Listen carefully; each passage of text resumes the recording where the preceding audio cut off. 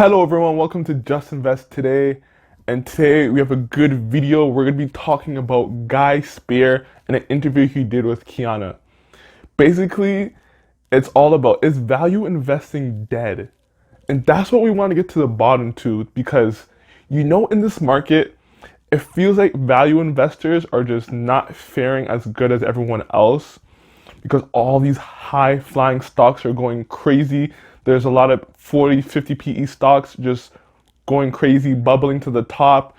All the value investors are like kind of looking at it like down. So this is an important video for me and guys, all the value investors out there, because it feels like we're not doing as good right now. Even though we're doing pretty good, it still feels like we're not doing as good because you see everyone in the market making like 140% returns, 150% returns, and they're playing it more, I feel like, risky right now.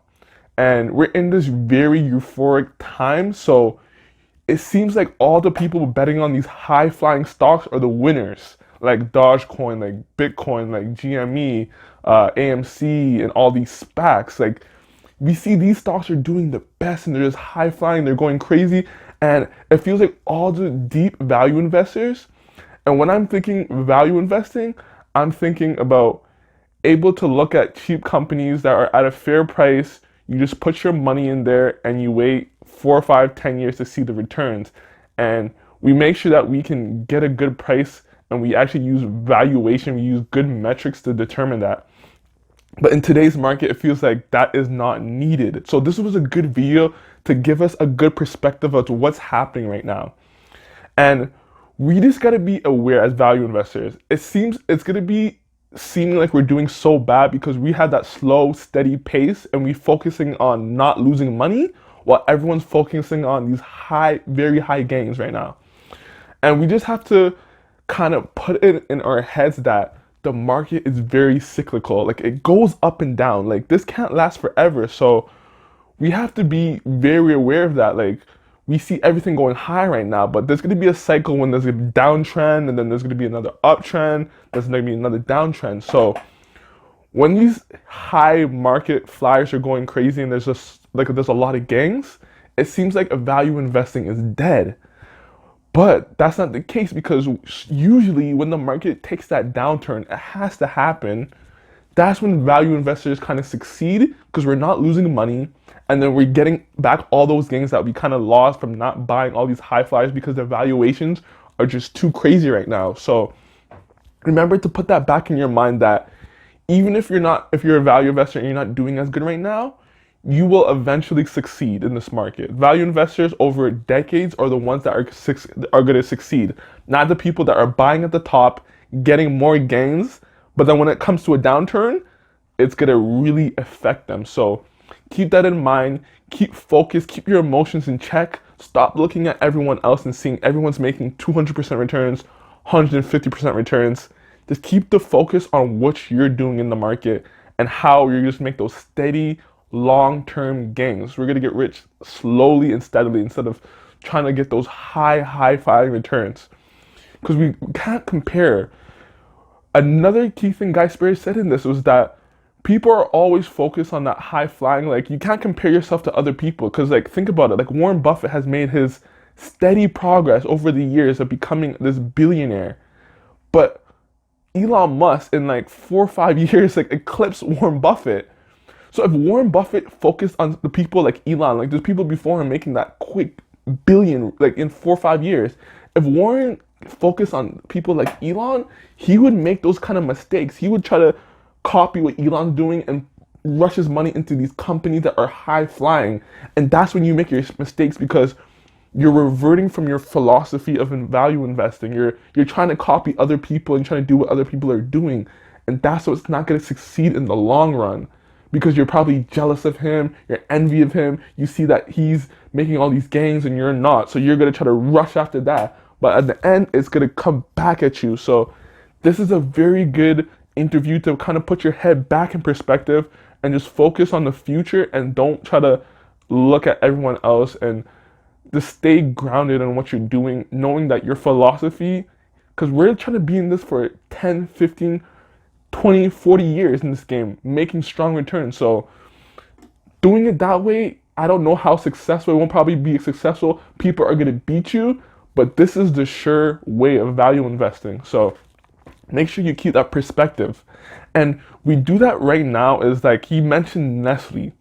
It's a stock that's not going to make tremendous gains. It's not going to be a high flyer like a lot of these stocks, but it has a sense of security and a way of you knowing that people are going to buy Nestle products in the future. 10, 20 years from now, people are still probably going to buy Nestle.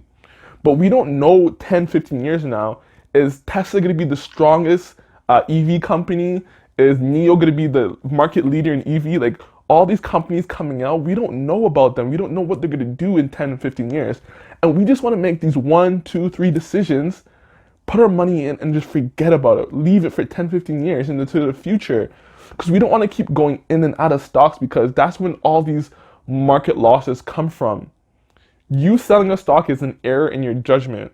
That's like you, it's like you just admitting that you made an error because we want to think as long-term investors, put your money in once or twice and leave it unless it gets to some extraordinary valuation and then you can sell it. But if it doesn't, sometimes you just want to keep it in, forget about it 5, 10 years in the future and you're going to double, triple, quadruple your money into the future. So that's the way we think about these things. And this Guy Spier interview puts it in perspective. It gets us level-headed. So another important part of this interview is that Guy Spier talks about like Dogecoin, Bitcoin, and saying he can't evaluate these companies or these investments because they don't produce any value. They don't have any like value attached to it. It's like you got to think of it as like a farm. Like we know if we buy a farm, it's going to produce a certain amount. So we can value that and then we can discount it back to today. But a lot of these companies, you can't really do that. Like a lot of these companies are not producing anything like Bitcoin or Dogecoin or any of these coins. So he's staying away from that. You can make your own judgment on that, but that's where he sees and that's what he thinks as like a value investor. So if it's not producing anything, if he can't value it, he kind of avoids it and stays away from that thing because he doesn't understand the potential or where it can go. But if you think you can do it, then you can make those investments. But I'm just saying, for him, he can't do that. And then regarding like stuff, we got to remember that every time a decision not to sell is actually a decision. For you to hold a stock for 5, 10 years, that's you gritting your teeth because businesses go through ups and downs, ups and downs. It's a business, it's going to have problems, but you staying into a business knowing that it's going to go through those ups and downs, you're going to grit your teeth and not try to sell it because you know people are going to be voices, there's going to be news articles saying this is a bad stock, this is bad everything, but you got to sometimes grit your teeth.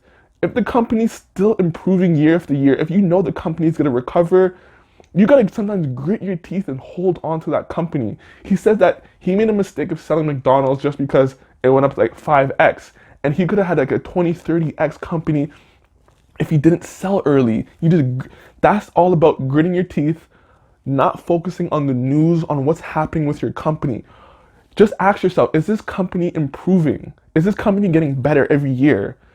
Don't try to focus on all these metrics and all these little analysts because that's going to affect your mindset and that's going to make you sell your stock because you're going to get so worried. So just focus on simple questions.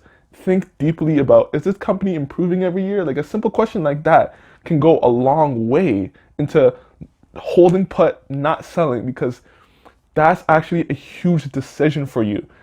You think it's not a decision, but it's a big decision of you trying to hold steady, hold down, hold your ground and not sell those companies that you believe in. You think they're going to be here for 10, 15 years into the future. And the last point I want to make, I'm probably going to make a future video about this, but the last thing I want to say is that as investors, we got to think of us as owners. We got to think of us as entrepreneurs that are not trying to sell. And this is like a Monish Pabrai, Guy Spier type of thing now, Nicholas Sleep. He mentions this a lot, and we gotta think this way as owners of the business because remember, like the stocks that we buy are just not just pieces of paper that we just throw around, we just give away. Like we understand they're very liquid, but we can't think of it like that. We gotta think of it as like if we were getting into a business with someone, and that's really gonna help us stay in these businesses and stay strong in them because when we think like an owner, Like he mentions that this guy named Roberto was didn't want to get into his family business with him, but his dad recommended him. He just gave them these two pieces of advice: as you think as an owner of the business, you buy your shares and you think of as an owner, and when you do that, you just want to hold the company. You just want to keep that company because it's almost like your baby. You feel like you know the company and it's going to keep growing as you see the company improving. So owners don't sell their shares just because, oh, it's a little mistake. Like the Walmart family, like people in these businesses like Jeff Bezos, they don't sell their shares. They just keep advancing the company and keep it going, keep it going. As investors, the only time we're going to be selling our shares if we see a long-term problem in the company. We see something that's not going away, our investment thesis, something's happening with our investment thesis and it's not going the way we like it. That's the only time we sell our company.